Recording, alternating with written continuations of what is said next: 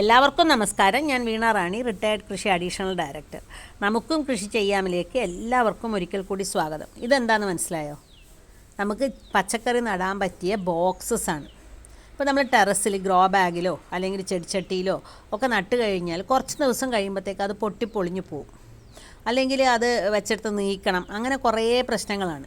അതേസമയം നമ്മളുടെ ടെറസിൽ വളരെ എഫക്റ്റീവായിട്ട് പച്ചക്കറി ചെയ്യാൻ പറ്റുന്ന ബോക്സസാണിത്. ഇതിൻ്റെ പ്രത്യേകത എന്താണെന്ന് വെച്ച് കഴിഞ്ഞാൽ, ഇതിപ്പോൾ ഒരു 4 വർഷത്തിലധികമായിട്ട് പണിതിട്ടുള്ള എൻ്റെ അടുത്ത സുഹൃത്തായ സിന്ധുവിൻ്റെ വീട്ടിൽ ചെയ്തിട്ടുള്ളതാണ്. റിട്ടയർഡ് കൃഷി ജോയിൻറ്റ് ഡയറക്ടറാണ് സിന്ധു വിജയൻ സാർ. അവരുടെ വീട്ടിൽ ചെയ്തിട്ടുള്ള ഒരു പച്ചക്കറി മോഡലാണിത്. ഇതിലെങ്ങനെയാണ് ചെയ്യുന്നതെന്ന് വെച്ച് കഴിഞ്ഞാൽ, ടെറസിൻ്റെ ബീം വരുന്ന ഭാഗമുണ്ടല്ലോ, അവിടെ നമുക്ക് ഇഷ്ടിക ഉപയോഗിച്ചിട്ട്, അതായത് നമ്മളുടെ ചിലവ് കുറഞ്ഞ രീതിയിൽ നമുക്ക് ചെയ്യാൻ പറ്റുന്ന ഒരു മെത്തേഡാണിത്. ബ്രിക്സ് വെച്ചിട്ട് നമുക്ക് ഇങ്ങനെയുള്ള ബോക്സസ് കെട്ടിവെക്കാം. കെട്ടിവെച്ച് കഴിഞ്ഞാൽ തേക്കേണ്ട ആവശ്യമൊന്നുമില്ല. ഓവർഫ്ലോ ആയിട്ട് വെള്ളം പുറത്തേക്ക് പോകാനുള്ള പൈപ്പ് അവിടെ ഇട്ടിട്ടുണ്ട്. അതുകൂടാതെ ഇതിനകത്തുള്ള ഫില്ലിംഗ് മീഡിയം എന്ന് പറയുന്നത് ചകിരിച്ചോറ് കമ്പോസ്റ്റും മേൽമണ്ണും അതുപോലെ തന്നെ പൊടിഞ്ഞ ജൈവവളമാണ്. ഇത് വെച്ച് നമ്മൾ ഒരു ബോക്സ് നിറച്ച് കഴിഞ്ഞാലുള്ള ഗുണം, നിറക്കണ്ട, 1/4 ഭാഗം ചേർത്തതിന് ശേഷം നമുക്ക് പച്ചക്കറി നടാം. ഈ ഓരോ ബോക്സിൻ്റെ സൈസും നമ്മൾക്ക് തന്നെ തീരുമാനിക്കാം. അതായത് ഇപ്പം നല്ല ലെങ്ത്ത് കിട്ടുന്ന സ്ഥലത്ത് വേണമെങ്കിൽ 1 മീറ്ററോ 1.5 മീറ്ററോ നീളത്തിൽ നമുക്ക് ഈ ബോക്സ് പണിയാം. അതേപോലെ തന്നെ ഒരു സ്പേസ് കൊടുത്തതിന് ശേഷം അടുത്ത ബോക്സ് നമുക്ക് പണിയാം. അതേപോലെ തന്നെ നമുക്ക് ഇതിനകത്ത് ഇറിഗേഷൻ നനവ് കൊടുക്കുന്നതിന് വെള്ളം എടുത്ത് ഒഴിക്കേണ്ട ആവശ്യമൊന്നുമില്ല. നമുക്ക് തന്നെ മിനി ഡ്രിപ്പോ അല്ലെങ്കിൽ ഇതുപോലുള്ള ചിലവ് കുറഞ്ഞ പൈപ്പുകളോ ഇട്ടിട്ട് അതിന് ചെറിയ ദ്വാരങ്ങൾ ഇട്ട് കഴിഞ്ഞാൽ അവിടെ സുലഭമായിട്ട് വെള്ളം കിട്ടും. അത് ഓരോ ചെടിയുടെയും വേര് പടലത്തോട് ചേർന്ന് കിട്ടുന്നതുകൊണ്ട് തന്നെ വെള്ളം ഓവർഫ്ലോ ആയിട്ട് പോകുന്ന പ്രശ്നം ഉദിക്കുന്നേയില്ല. പിന്നെ വേറൊരു കാര്യം എന്ന് വെച്ച് കഴിഞ്ഞാൽ, നമുക്കറിയാം എക്കോളജിക്കൽ എൻജിനീയറിംഗ് എന്ന് പറഞ്ഞു കഴിഞ്ഞാൽ ഒരു ചെടി തന്നെ മറ്റേ ചെടിക്കുള്ള കാവലാളായിട്ട് പ്രവർത്തിക്കുന്ന ഒരു അവസ്ഥയാണ്. അതുകൊണ്ട് തന്നെ നമുക്ക് ഒരു ബോക്സിനകത്ത് ചീര നടുമ്പം ചീരയുടെ ചുറ്റും നമുക്ക് വേണമെങ്കിൽ പയർ നടാം, അല്ലെങ്കിൽ വെണ്ട നടുന്ന അവസരത്തിൽ വെണ്ടയുടെ ചുറ്റും മറ്റ് വെള്ളരി വർഗ്ഗ വിളകൾ നടാം.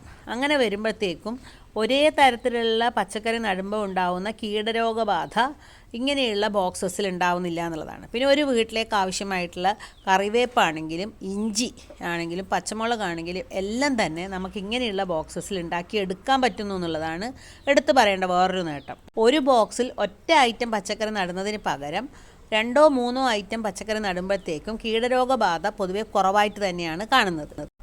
ഒരു ക്രോപ്പ് കഴിഞ്ഞാൽ ഒട്ടും സമയം വേസ്റ്റ് ആക്കാതെ തന്നെ നമുക്ക് അടുത്ത ക്രോപ്പ് ഇടാൻ പറ്റും എന്നുള്ളതും ഇതിൻ്റെ ഒരു പ്രത്യേകതയാണ്.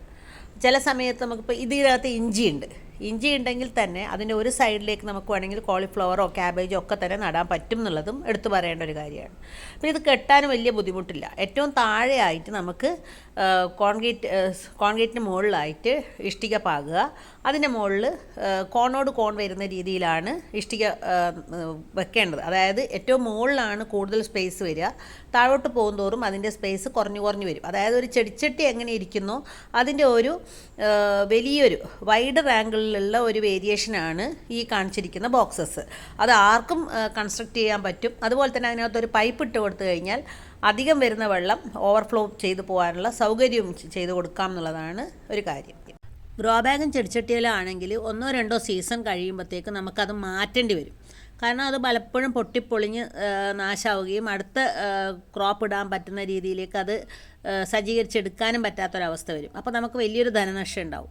അതേസമയം ഇങ്ങനെയുള്ള ബോക്സസ് നമ്മൾ വീട് കെട്ടുന്ന സമയത്തോ അത് കഴിഞ്ഞോ ആ ബീമിൻ്റെ മുകളിൽ വരുന്ന രീതിയിൽ ചെയ്താൽ ഒരു വീട്ടിലേക്ക് ആവശ്യമായിട്ടുള്ള മുഴുവൻ പച്ചക്കറിയും വലിയ ചിലവില്ലാതെ തന്നെ ഉണ്ടാക്കിയെടുക്കാൻ പറ്റും. വീടിന് പ്രത്യേകിച്ച് കേടുപാടുകളൊന്നും സംഭവിക്കുന്നില്ല എന്നുള്ളതാണ് എടുത്തു പറയേണ്ട കാര്യം.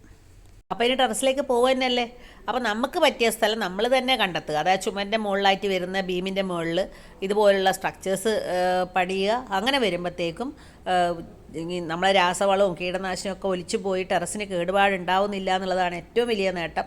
അതുപോലെ തന്നെ ചുരുങ്ങിയ ചിലവിൽ കണ്ടിന്യൂസ് ആയിട്ട് നമുക്ക് പച്ചക്കറി ഉണ്ടാക്കിയെടുക്കാൻ പറ്റും. തീർച്ചയായിട്ടും ഈ വീഡിയോ നിങ്ങൾക്ക് ഉപയോഗപ്പെടുന്നതിനെയാണ് ഞാൻ വിചാരിക്കുന്നത്. ഇഷ്ടമായെങ്കിൽ please like, share and subscribe. അതുപോലെ തന്നെ നിങ്ങളുടെ അഭിപ്രായങ്ങളും നിർദ്ദേശങ്ങളും പ്രശ്നങ്ങളും കമൻറ്റുകളായി തന്നെ അറിയിക്കുക. വീണ്ടും ഒരു കാർഷിക വീഡിയോയുമായി കാണുന്നത് വരെ നന്ദി, നമസ്കാരം.